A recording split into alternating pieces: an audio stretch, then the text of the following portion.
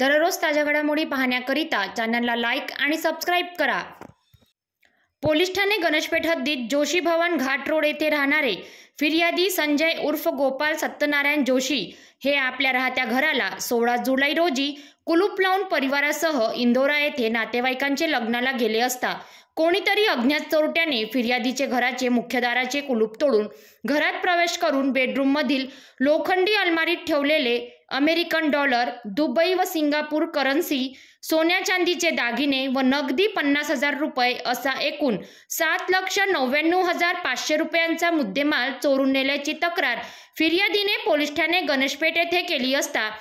फिर्यादीच्या तक्रारीवरून पोलिसांनी अज्ञात आरोपी विरुद्ध गुन्हा नोंदवण्यात आला होता। गुन्ह्याचे समांतर तपासात गुन्हा शाखा युनिट क्रमांक 3 चे अधिकारी व अंमलदार यांना गुप्त बातमीदाराकडून मिळालेल्या माहितीवरून तसेच तांत्रिक तपास करून आरोपी शाहरुख खान वल्द हनीफ खान याला आज ताब्यात घेऊन विचारपूस केली असता त्याने घरफोडी